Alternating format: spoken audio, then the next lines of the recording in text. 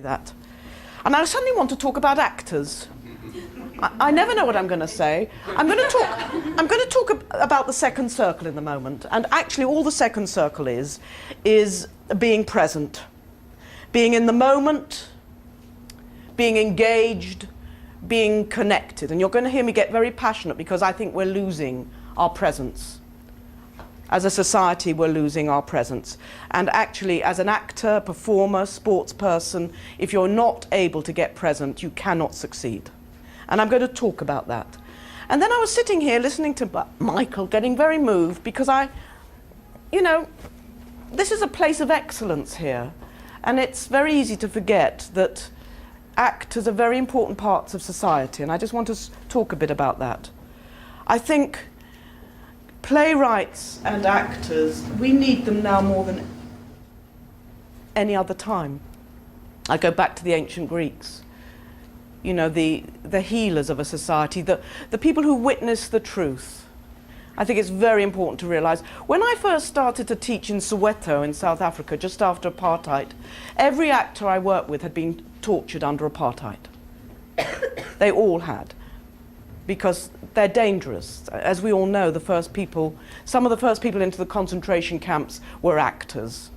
And I just think that sometimes, because we're in a world of what I call, excuse this, okay, I'm just going to say it, teeth and tits. There's an actor that has to make their money, and sometimes we all have to do a bit of teeth and tit work. But the truth of the actor, the importance of the actor is so enormous that I'm going to tell you two very quick stories because I think it's important in this space. And by the way, as we talk and work, I'll talk about Shakespeare. Things are going to just come up. I did a radio program at the BBC a while ago with a very famous radio producer, a journalist, and I was on a panel with an agent.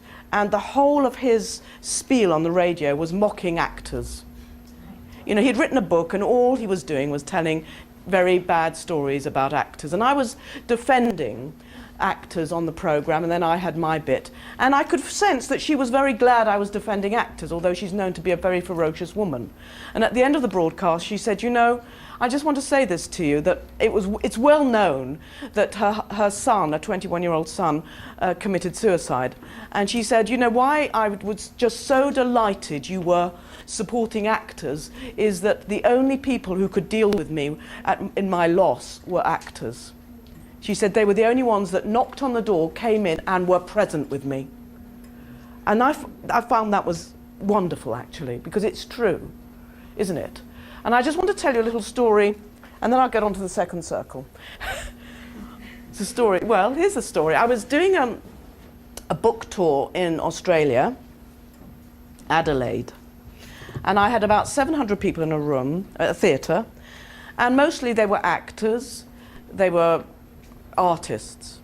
And of course I was talking about voice, the release of sound, the purging of sound.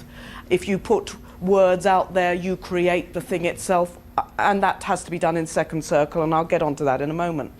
But in the corner over there was a little man in a suit, and he didn't seem to be part of the rest of the audience. And I started to get very upset because he was very upset. And like a very stupid, vain human being, and we all have that awful vanity, I thought to myself, oh, he doesn't like me. Which is probably true. And isn't that a wonderful thing in life when you realise, particularly as actors, that you can't make anyone like you? Forget it, you know. Do the work, do the play. Don't try and make anyone like you. In any case, he was sitting over there, shuffling, very disturbed, little suit. And at the end, I did a book signing, and I saw him hovering over there, you see, and I thought, oh no, I've got to meet this man. This is obviously something I have to do. And he waited till most of the people had gone, and then he came up to me, and he just said to me, I don't like theatre. And I said, oh, okay.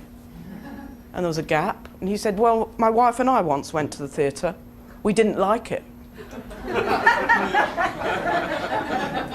And I had to stop myself doing, you know, all that defending. And I thought, well, I'll just stay with you, because he didn't want to go. He wanted to be there. He wanted to be actually present with me.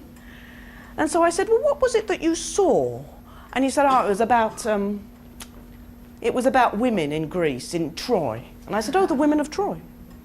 I said, oh, yeah. And he said, yeah, we didn't like it.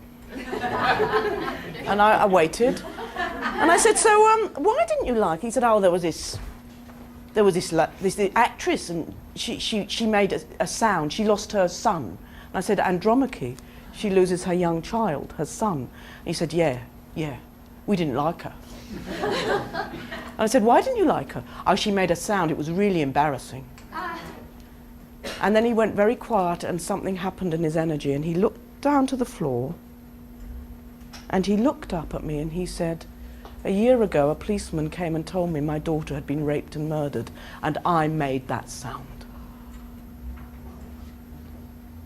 Whoever that actress was, I bless her. I bless the fact. That's why I do theatre. Because if you play the truth and you're present and you don't want to be liked, she must have felt that audience hating her performance, but she told the truth. And he said to me, you know, she told me the truth, but I hadn't grown up enough to know it. Now that's why I do theatre.